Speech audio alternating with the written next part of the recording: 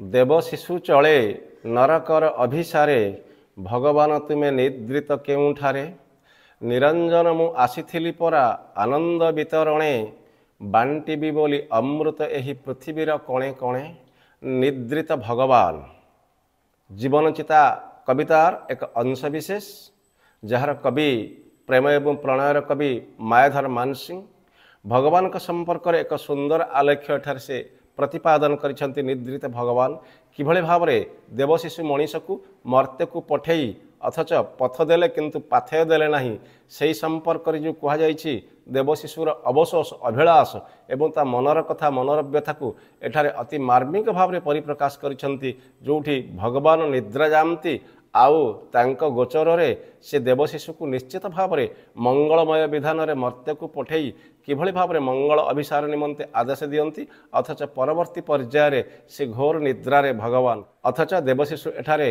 नरकगामी हुए कुपथ हुए कुसंगरे जाए किंतु तार दोष आउ भगवान कर्तव्य संपर्क में एठारे एक सुंदर मार्मिक आलेख्य प्रदान कर जहाँ कहुई देवशिशु मनीष को देवशिशु बोली से संबोधन करिसेंति। देवशिशु चले नरकर अभिसारे जे देवतार शिशु से कहीं नरकर अभिसारी हेब से कहीं नरक आड़ को मुहाइब भगवान तुम केउंठे निद्रित अथच मते पठेदेल मु निरंजन जे निष्पाप जे दोषरहित जे कलुषहीन जे ये सुंदर संसार रे एक सद्य प्रस्फुटित कढ़ीटीए जे फुटिबा आगरू ताको नरकगामी हवाक पड़ुछि जो निरंजन कहुई निष्पाप सरल कोमल एवं दोषरहित बोली कहुई मु निरंजन आसीथिली पर आनंद वितरणे मोर काम थिला आनंद बांटिबा अमृत बांटिबा अथच मो नरकर अभिसार जो कहुच्छी नरक आड़ को मुहाऊँची आहरी कहगला बांटिबी बोली अमृत एई पृथ्वीर कणे कणे अमृत शिशु मु अमृत पी आसीथिली ए धरा को अथच एठारे देवतार सुख अजाड़ी देवी देवतार कर्तव्य करिजिबी ए मनीषर पाद तले किंतु कहीं एमती है मंदाकिनी मु अवगाहन करी गंगा जो कहुच्छी गंगोत्रीर पवित्र जल में मु स्नानपूत जो कहुच्छी अवगाहन करी अथच तार गंध आकुल जल खूब सुंदर भाव ए सृष्टि को गंधमय कर दी पवित्र चंदन गंध गंगार पवित्र जलर सुबास एठी मु धरणीर पले पले प्रति क्षेत्र में मु बांटी दे था आउ अप्सरी देहर आश्लेष जो कहुच्छी आवेग एवं आलिंगन मु आनी ता सहित अथच किंतु कहीं ये सब कौन हो गला अप्सरी देह आश्लेष पर आनी साथे बही परसे मोहर स्निग्ध मधुर करने को यही मोही मो स्पर्शरे ए मोही की अत्यंत कोमल जो कहुच्छे पृथ्वी को कोमल मधुर एवं सदा हस हस करिवार जे प्रतिज्ञाबद्धता थिला मोर तुम पाखरे प्रभु तमें कहीं मते पठेदेल अथच पथ देल पाथय देल नहीं तमें निद्रा गल यह कहुई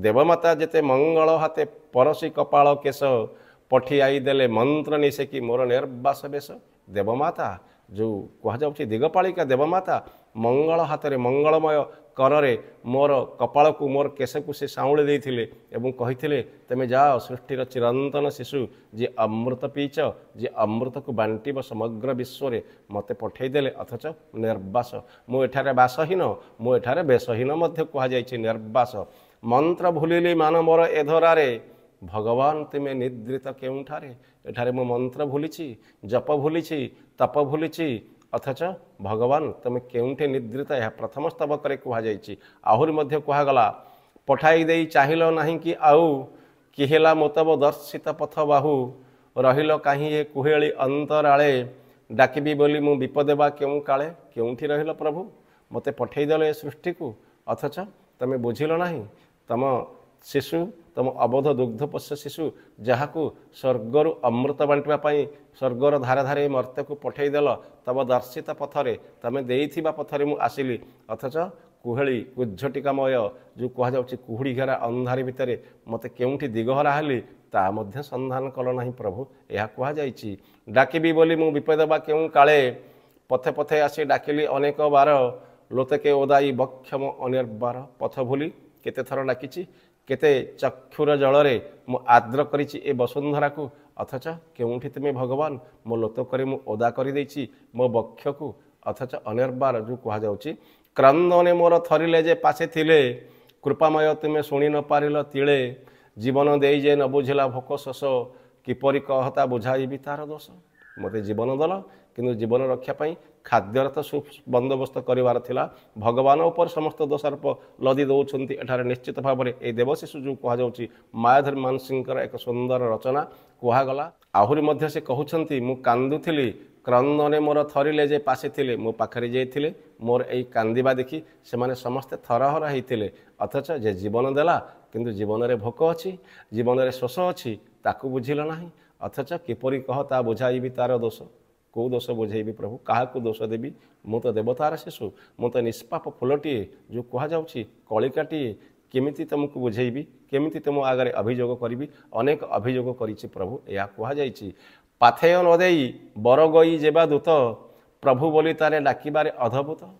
ଯିଏ ପାଥେୟ ନ ଦେଇ କେବଳ ଦୂତକୁ ପଠେଇ ଦେଇଥାଏ, କିନ୍ତୁ ଦୂତର ଦୁଃଖ ସୁଖ ବୁଝିବାର କ୍ଷମତା ତାର ନଥାଏ, ତାକୁ ପ୍ରଭୁ ବୋଲି ଡାକିବା ଏକ ଅଦ୍ଭୁତ ବିଚାର ନୁହେଁ କି? ସେ ପ୍ରଭୁଙ୍କ ଅସ୍ତିତ୍ୱ ସମ୍ପର୍କରେ ଏଠାରେ ନିଶ୍ଚିତ ଭାବରେ ସନ୍ଦେହ ସୃଷ୍ଟି କରିଛନ୍ତି ଏବଂ ତାଙ୍କ ମନର ଯେଉଁ ଗୋପନ ଅଭିଳାଷ ସେ ଏଠାରେ ପ୍ରକାଶ କରିଛନ୍ତି। ତେଣୁ ସିନା ମୁହିଁ ଠକିଲି ଧରାରେ ଆସି, ଅଶ୍ରୁ ନିକେଗ ଜାଣଇ ସରଗବାସୀ, ଯେଉଁ କୁହାଯାଉଛି। ତେଣୁ ସିନା ମୁଁ ଏଠାରେ ଠକିଗଲି, ଏ ଧରାକୁ ଆସିଲି, ଅମୃତର ଦେବଶିଶୁ, ମୁଁ ସ୍ୱର୍ଗରୁ ଆସିଥିଲି, ମୋତେ ଆପଣ ପଠେଇଥିଲେ, ଅଥଚ ମୁଁ ଏଠାରେ ଠକିଗଲି ପ୍ରଭୁ। ଅଶ୍ରୁ ଯେଉଁ କୁହାଯାଉଛି, ସ୍ୱର୍ଗବାସୀ, ଯେ ସ୍ୱର୍ଗର ବାସୀ, ମୁଁ ସ୍ୱର୍ଗର ଅଧିବାସୀ ଥିଲି। ସେ ଲୁହ କ'ଣ ଜାଣିଛି, ସେ ଦୁଃଖ କ'ଣ ଜାଣିଛି, ସେ ଶୋକ କ'ଣ ଜାଣିଛି, ସେ ଭୋକ କ'ଣ ଜାଣିଛି? ପ୍ରଭୁଙ୍କ ଆଗରେ ସୁନ୍ଦର ନିବେଦନ କରିଛନ୍ତି। ଏଠାରେ ଏଇ ସ୍ୱର୍ଗର ଅଭିଯାତ୍ରୀ ଯେଉଁ କୁହାଯାଉଛି ଦେବଶିଶୁ, ନିଦ୍ରିତ ଭଗବାନଙ୍କୁ ସେ ନିଶ୍ଚିତ ଭାବରେ ଉଠେଇ ଦେଉଛନ୍ତି ତାଙ୍କ ଲୋତକରେ, ତାଙ୍କ ଲୁହରେ। ଏଇ କଥା କୁହାଯାଇଛି ଦ୍ୱିତୀୟ ପଂକ୍ତିରେ। ଏବଂ ଆସନ୍ତୁ ଏହାର ତୃତୀୟ ପଦକୁ ଆଲୋଚନା କରିବା, ଯାହା କୁହାଗଲା। ଚାଲି ମୁଁ ଆସିଛି ବହୁ ଦୂର ପଥେ ପଥେ, ଦେଉଳ ତୁମର ଦିଶୁନାହିଁ ଆହୁ ମୋତେ। ହେ ପ୍ରଭୁ, ଅନେକ ଦୂର ଚାଲି ଆସିଲାଣି, ତୁମ ବରାଦ ଦିଆ ପଥରେ, ତୁମେ ବତେଇଥିବା ରାସ୍ତାରେ ଅନେକ ଦୂର ତ ଆସି ସାରିଲାଣି, ଆଉ ତୁମର ଦେଉଳ ଦେଖାଯାଉ ନାହିଁ, ଦଧିନଉତି ଦିଶୁନାହିଁ, ଦେଉଳ ଚୂଡ଼ାରେ ଫରଫର ହୋଇ ଉଡ଼ୁଥିବା ନେତ ବି ଆଉ ଦେଖାଯାଉ ନାହିଁ। ଫେରି ପଛେ ଉଠି ପଥ ବିଟପିର ଶାଖେ, ନିରେଖି ଖୋଜିଛି ଦେଉଳରେ ଆଖେ ପାଖେ। ଅନେକ ଯେଉଁ କୁହାଯାଉଛି ପଥ ଏବଂ ବିଟପି ବୃକ୍ଷ, ଅନେକ ବୃକ୍ଷ ଏବଂ ପଥରେ ମୁଁ ଖୋଜିଛି ପ୍ରଭୁ, ନିରେଖି ଖୋଜିଛି, କେଉଁଠି ଦେଖୁନି ଦେଉଳକୁ। କୁହାଯାଉଛି, କେଉଁଠି ରଖିଲ ତୁମର ଚକ୍ର, କେଉଁଠି ରଖିଲ ତୁମର ପତାକା, କେବେ ତୁମର ସେ ଧରା ପଡ଼ିବେ? ମୁଁ ପଥ ପାହାନ୍ତାରେ ବସିଛି, ପରଦେଶୀ, ଯେଉଁ କୁହାଯାଉଛି ପଥହରା ଭାବରେ ମୁଁ ଏଠାରେ ଅପେକ୍ଷା କରିଛି। ଯାହା କୁହାଯାଇଛି, ଚକ୍ର ପତାକା କେବେ ବା ପଡ଼ିବ ଧରା, ପଥ ମୁଁ ପାଆନ୍ତି ପରଦେଶୀ ପଥହରା। ସେ ନିବେଦନ ବାଢ଼ୁଛନ୍ତି ପ୍ରଭୁଙ୍କ ପାଖରେ, ନିଦ୍ରିତ ଭଗବାନଙ୍କ ପାଖରେ। ଏହି ଦେବଶିଶୁ, କାହିଁ ହେ ଚକ୍ର, କାହିଁ ହେ ପତାକା ତାବ, ସାରିଲାଣି ମୋତେ ଧରଣୀର ପରାଭବ। ମୋତେ ଚକ୍ର ଆଢ଼ୁଆଳରେ ରଖ ପ୍ରଭୁ, କେଉଁଠି ତୁମର ପତାକା, କେଉଁଠି ତୁମର ଚକ୍ର? ଏ ଧରଣୀର ଯେଉଁ ପ୍ରାଦୁର୍ଭାବ, ଯେଉଁ ପରାଭବ, ଯେଉଁ ଦୋଷ, ଏ ଧରଣୀର ଯେଉଁ କ୍ଲେଶ, ଦୁଃଖ, ଶୋକ, ମୁଁ ଏ ଭବ ଯାତନା ଆଉ ସହିପାରୁନି ପ୍ରଭୁ। ସେ କହୁଛନ୍ତି ଦେବଶିଶୁ, ଆଲୋକବାସୀ ମୁଁ ଅନ୍ଧାରେ ଗଲି ମିଶି, ମୁଁ ତ ଆଲୋକବାସୀ, ମୁକ୍ତ ମୁଁ ମୋତେ ଅବରୋଧ ଦଶ ଦିଶି। ମୁଁ ମୁକ୍ତ ବିହଙ୍ଗ ଯେଉଁ କୁହାଯାଉଛି, ମୁକ୍ତ ଆକାଶର ମୁଁ ଆଲୋକବାସୀ, ଅଥଚ ଅନ୍ଧାରରେ ମୋତେ ଜୀବନଯାପନ କରିବାକୁ ପଡ଼ୁଛି, ଅଥଚ ମୋତେ ଚାରିପାଖ ଅବରୋଧ, କିନ୍ତୁ ମୁଁ ମୁକ୍ତ ଥିଲି। ଏହା କହି ସେ ନିଶ୍ଚିତ ଭାବରେ ତାଙ୍କ ଅଭିଯୋଗ ବାଢ଼ୁଛନ୍ତି। ଚକ୍ର ରଖିଲ ପତାକା ନୁଇଁଲ ତଳେ, ଗହନ ପାରି ମୁଁ ହେବି କହ କାହା ବଳେ। ଆଲୋକ ଦେଖାଅ ଜାଗି ଶୁଣି ମୋର କଥା, ନିଦ୍ରା କି ସଭେ ଆଶ୍ରିତ ପାଉ ବ୍ୟଥା। ହେ ପ୍ରଭୁ, ମୋତେ ଆଲୋକ ଦେଖାଇ ଦିଅ, ମୁଁ ଅନ୍ଧକାରରେ ଦିଗହରା, ମୁଁ ଅନ୍ଧକାରରେ ପଥହରା, ରାସ୍ତା କାହିଁ ପ୍ରଭୁ? ମୋ କଥା ଶୁଣ, କାରଣ ନିଦ୍ରା କ'ଣ କେବେ ଚାହେଁ ଯେ ଆଶ୍ରିତ ବ୍ୟକ୍ତି ସେ ବ୍ୟଥା ପାଉ ବୋଲି? ତମ ନିଦ୍ରା ମୋତେ ଅନେକ ବ୍ୟଥିତ କରିଛି ପ୍ରଭୁ। ଏହା କହୁଛନ୍ତି ତୃତୀୟ ପଦରେ। ଆସନ୍ତୁ ଚତୁର୍ଥ ପଦରେ କୁହାଯାଇଛି, ଅପସରି ଦେହ ଆଶ୍ଲେଷ ଧରି ଦେହେ, ଆସିଥିଲି ପରା ସେଦିନ ଏ ଭବ ଗେହେ। କାହିଁ ସହୁରବ କାହିଁ ଦେବତାର ସିରି, ଏଇ ଦେହେ ମୋର ଚୁମ୍ବି ଥିଲା କି ପରି। ମୁଁ ଅପସରି ଦେହର ଆଶ୍ଲେଷ, ଆଲିଙ୍ଗନ ଯେଉଁ କୁହାଯାଉଛି, ବକ୍ଷରେ ଚାପି ଧରିବା ଯେଉଁ କୁହାଯାଉଛି, ଆବେଗରେ ମୁଁ ଆସିଥିଲି, ଅପସରି ଭାବନା ନେଇ ଆସିଥିଲି, ଅଥଚ ଏ ଭବ ସାଗରକୁ ଆସିଥିଲି ଯେଉଁ କୁହାଯାଉଛି ଭବ ଗେହେ, ଅର୍ଥାତ୍ ଗୃହ। ନିଶ୍ଚିତ ଭାବରେ ଏ ପୃଥିବୀ ମୋର ଗୃହ, ଏଠିକି ମୋତେ ପଠେଇଥିଲ। କେଉଁଠି ସେ ସୁରଭି ପ୍ରଭୁ, କେଉଁଠି ସେ ବାସ୍ନା, ଆଉ କାହିଁ ତାର ସୌରଭ? କେଉଁଠି ଦେବତାର ସିରି, କେଉଁଠି ଦେବତାର ସୌନ୍ଦର୍ଯ୍ୟ, କେଉଁଠି ଦେବତାର ସମ୍ପଦ?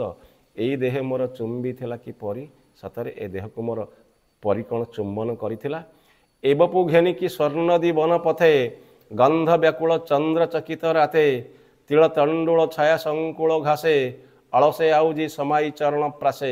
ନିଶ୍ଚିତ ଭାବରେ ଆନମନା ହେଉଥିବା ଦେବଶିଶୁ, ତାର ନିର୍ଯାସ, ତାର ଭୁଲ, ନିଶ୍ଚିତ ଭାବରେ ଏଠି ସ୍ୱର୍ଣ୍ଣମୟ ଖଚିତ ଅଳଙ୍କାର ଏଠି ବସ୍ତୁବାଦୀ ଜୀବନର ଲୋଭ ମୋହ ଏବଂ ତିଳ ତଣ୍ଡୁଳ ଚନ୍ଦ୍ରଚକିତ ରାତି ଏହିସବୁ ଅଳସରେ ଆଉଯିବା ଏବଂ ଘନ ସାନ୍ଦ୍ରତା ଭିତରେ କିଭଳି ଭାବରେ କାମିନୀ କାଞ୍ଚନର ଲୋଭ କାମିନୀ କାଞ୍ଚନର ମୋହ ଏସବୁ ନିଶ୍ଚିତ ଭାବରେ ମୋତେ ଗ୍ରାସ କରିବାକୁ ବସିଛି।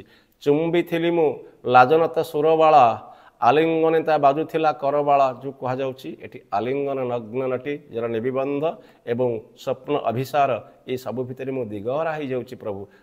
ପୁନଶ୍ଚ କୁହାଯାଇଛି ନର ହେଲି କାହିଁ ଦେବତ୍ୱ ଗଲା ଚଳି ଶୈତାନ ମୋର ଲକ୍ଷ୍ମୀରେ ନିଏ ଭିଡ଼ି ମୁଁ ନର ହେଇଗଲି। ଦେବଶିଶୁ ତମରି ଅଭିଶାପରୁ ତମରି ନିଦ୍ରାରୁ ପ୍ରଭୁ ତମେ ନିଦ୍ରା ଗଲ ମୋତେ ପଠେଇଦେଲ ଅଥଚ ମୁଁ ଏଠି ଦେବତାର ଶିଶୁ ମଣିଷଟିଏ ପାଲଟି ଗଲି। ଦେବତା କୁଆଡ଼େ ଉଭେଇଗଲା।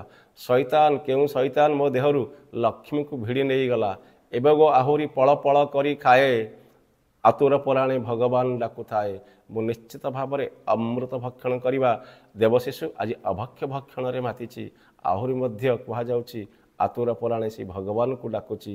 ବୁଝିଲା କିଏ ଏ ଗୁରୁ ନିଶ୍ୱାସ ମାନ ତେଣୁ ମୁଁ ବୋଲ ଏଇ ନିଦ୍ରିତ ଭଗବାନ। ସତରେ ତମେ ଭଗବାନ କାହିଁକି ନିଦ୍ରିତ ଥରେ ଓହ୍ଲେଇ ଆସ। ତମ ହାତରେ ଗଢ଼ା ଏ ଦେବଶିଶୁ ଆଜି କିଭଳି ଭାବରେ ଏଠି ନିର୍ଯାତନା ଭୋଗୁଛି ଏ ଦୃଶ୍ୟ ଦେଖିବାର ଆବଶ୍ୟକତା ଅଛି ପ୍ରଭୁ। ପଞ୍ଚମ ପଦରେ କୁହାଯାଇଛି ଧରଣୀରେ ଆସି ମନ୍ତ୍ର ଭୁଲିଲି ପରା ପାଇବନି କି ହେ ନିସ୍ତାର ପଥ ହରା।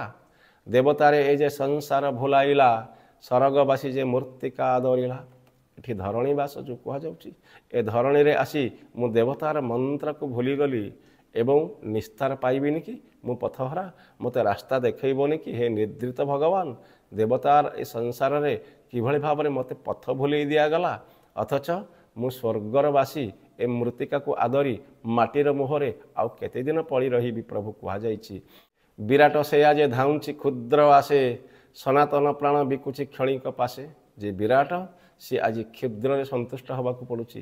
ଯେ ବିରାଟ ସମଗ୍ର ସୃଷ୍ଟିକୁ ଆହ୍ୱାନ କରିବାର ଥିଲା ସମଗ୍ର ସୃଷ୍ଟିକୁ ଏଠି ଅମୃତ ବିତରଣ କରିବାର ଥିଲା ଦେବତାର ଆୟୋଜନ କରିବାର ଥିଲା ମର୍ତ୍ତ୍ୟଭୂମିକୁ ସ୍ୱର୍ଗକୁ ବନେଇବାର ଥିଲା ସ୍ୱର୍ଗକୁ ତିଆରିବାର ଥିଲା ଏ ମର୍ତ୍ତ୍ୟଭୂମିରେ। କିନ୍ତୁ ସେ ଦେବଶିଶୁ ଏଠାରେ ଅବୋଧ ଚପଳ ଯେଉଁ କୁହାଯାଉଛି ପାପ ପଙ୍କିଳ ରାସ୍ତାରେ କର୍ଦ୍ଦମ ରାସ୍ତାରେ ସେ ନିଜେ ପାପରେ ଅଭିଷିକ୍ତ ହେଇଯାଉଛି। ଆଉ ଏସବୁର କାରଣ ତମେ କାହିଁକି ନିଦ୍ରିତ ଭଗବାନ ଏହା କୁହାଯାଇଛି। ସୁନ୍ଦର ସେଗ ଭୁଲିଛି ଇତର ରୂପେ ଚିର ଉର୍ଦ୍ଧଗ ଖସୁଛି ଅଳପ କୂପେ। ସୁନ୍ଦର ଯିଏ ସେ ଅସୁନ୍ଦର ହେଉଛି ସେ କୁଶ୍ଚିତ ହେଉଛି। ଯିଏ ଚିର ଉର୍ଦ୍ଧ୍ୱଗ ଯିଏ ଆକାଶର ମୁକ୍ତ ବିହଙ୍ଗ ଯେଉଁ କୁହାଯାଉଛି ପକ୍ଷୀ ସେ ଆଜି ଅତଳ କୂପ ଯେଉଁ କୁହାଯାଉଛି ଅନ୍ଧକାର କୂପ ଭିତରେ ପତିତ ହେଉଛି। ମୁକ୍ତ ଆକାଶର ଏ ଉର୍ଦ୍ଧଗ ଯିଏ କୁହାଯାଉଛି ପକ୍ଷୀ ବିଶେଷ ନିଶ୍ଚିତ ଭାବରେ ନିସ୍ତାର ନାହିଁ ନିସ୍ତାର ନିସ୍ତାର ନାହିଁ କିଏ ମଙ୍ଗଳ ହାତ ପାତିବାକୁ ନାହିଁ କିଏ। ଅମୃତ ପାଇ ମରଣରେ ଦିଏ ଧରା ନନ୍ଦନବାସୀ ନରକେ ଚଳଇ ପରା। ଏଠି କୁହାଯାଉଛି ଯେ ଅମୃତବାସୀ ଯିଏ ଅମୃତର ଶିଶୁ ସେ ନର୍କଗାମୀ ହେଉଛି ସେ ନର୍କ ପଥର ଅଭିସାର କରୁଛି। ଯିଏ ସ୍ୱର୍ଗର ଅଭିଯାତ୍ରୀ ଏଇ ଦେବଶିଶୁ କୁହାଯାଉଛି ନନ୍ଦନବାସୀ ନରକେ ଚଳଇ ପରା। ଯିଏ ନନ୍ଦନକାନନ ପାରିଜାତ କୁସୁମ ମେଳରେ ବଞ୍ଚିବାର ଦେବଶିଶୁ ସିଏ ଆଜି ନର୍କଗାମୀ ହେଉଛି ନରକକୁ ଚଳୁଛି ଏହା କୁହାଯାଇଛି। ଆହୁରି ମଧ୍ୟ କୁହାଯାଇଛି ଶଙ୍କର ଷୋଳ ଗରଜି ଉଠିବନି କି ଅତ୍ୟାଚାର ଏ କାଟିବାକୁ ଟିକି ଟିକି। ଶଙ୍କର ଯେଉଁ କୁହାଯାଉଛି ଦେବ ନିଶ୍ଚିତ ଭାବରେ ମହାଦେବଙ୍କର ଷୋଳ ତ୍ରିଶୂଳ ଗର୍ଜି ଉଠିବନି ଆଉ ଅତ୍ୟାଚାରକୁ ସମୂଳେ ନାଶ କରିବନି। ବିଳାସେ ଅଳସେ ରହିଲେ ଦେବତା ଦଳ କେ ବୁଝିବ ଆଉ ନର ଆତ୍ମା କଲବଲ କୁହାଯାଉଛି। ଦେବତାମାନେ ଯଦି ଅଳସୀ ହେଇଯାଆନ୍ତି ଦେବତାମାନେ ଯଦି ଅଳସୁଆ ହେଇଯାଆନ୍ତି ଦେବତାମାନେ ଯଦି କର୍ମକୁଣ୍ଠ ହେଇଯାଆନ୍ତି ତାହେଲେ ଦେବଶିଶୁ ଏଠି କିଏ ନିର୍ଯାତନାର ଶିକାର ହୁଏ ତାହା ମର୍ମେ ମର୍ମେ ଅନୁଭବ ହେଉଛି ପ୍ରଭୁ ଏହା କୁହାଯାଉଛି। କେ ବୁଝିବ ନର ଆତ୍ମାର କଲବଲ ଏହା କୁହାଯାଇଛି। ବିଶ୍ୱେ ମୁହିଁ ଯେ ସୃଷ୍ଟି କରୁଛି ବିଷ ପ୍ରତିକ୍ରିୟାତା ହେବ ତାହେ ଅବନିଶ। ହେ ଅବନିଶ ହେ ପୃଥିବୀପତି ହେ ଭଗବାନ ତୁମେ ନିଶ୍ଚିତ ଭାବରେ ଦେଖ ମୁଁ ବିଶ୍ୱରେ ଅମୃତ ବାଣ୍ଟିବାକୁ ଆସିଥିଲି ଅମୃତ ବିତରଣ କରିବାକୁ ଆସିଥିଲି କିନ୍ତୁ କାହିଁକି କେଜାଣି ଏଠି ମୋତେ ବିଷ ବାଣ୍ଟିବାକୁ ପଡ଼ୁଛି। ମୁଁ ବିଷକୁ ସୃଷ୍ଟି କରୁଛି ପ୍ରଭୁ ମୋର କର୍ତ୍ତବ୍ୟ ଥିଲା ଭିନ୍ନ ଆଉ ମୁଁ କରୁଛି ଭିନ୍ନ। ମୁଁ ନିଶ୍ଚିତ ଭାବରେ ଏକ ସୁଦୀର୍ଘ ଯେଉଁ କୁହାଯାଉଛି ଅମୃତର ପଥ ଅନୁସରଣ କରି ଆସିଥିବା ଦେବଶିଶୁ ଆଜି ସଂକୀର୍ଣ୍ଣ କୂପରେ ପଡ଼ିଛି। ମୁଁ ଉର୍ଦ୍ଧଗ ଯେ ମୁକ୍ତ ଆକାଶର ବିହଙ୍ଗ ଆଜି ମୁଁ ଅତଳ ଅନ୍ଧକାର କୂପରେ ଯେଉଁ କୁହାଯାଉଛି ପତିତ ହେଉଛି। ତେଣୁ ବିଶ୍ୱେ ମୁହିଁ ଯେ ସୃଷ୍ଟି କରୁଛି ବିଷ ପ୍ରତିକ୍ରିୟାତା ହେବ ହେ ଅବନିଶ କରିବାର ଯାହା ତ୍ୱରା ହେଉ ଅବଧାନ ଡାକେ ଦେବଶିଶୁ ନିଦ୍ରାଳୁ ଭଗବାନ ଯାହା କରିବା କଥା ଖୁବ୍ ଶୀଘ୍ର କରନ୍ତୁ ପ୍ରଭୁ। ମୁଁ ଆଉ ଏ କଷଣ ଦୂଷଣ ଦୁଃଖ ନିର୍ଯାତନା ଆଉ ଏ ବିଷଭାରରେ ଆକ୍ରାନ୍ତ ହୋଇ ସାରିଲାଣି। ଯାହା କରିବାର ଅଛି ପ୍ରଭୁ ଶୀଘ୍ର କରିଦିଅନ୍ତୁ। ଦେବଶିଶୁ ଆକୁଳରେ ପ୍ରାର୍ଥନା କରୁଛି, ଦେବଶିଶୁ ବିକଳରେ ପ୍ରାର୍ଥନା କରୁଛି। ଆଉ ଶେଷରେ ସେ ଯୋଡ଼ହସ୍ତ ହୋଇ କହୁଛି, କରିବାର ଯାହା ତୋରା ହେଉ ଅବଧାନ।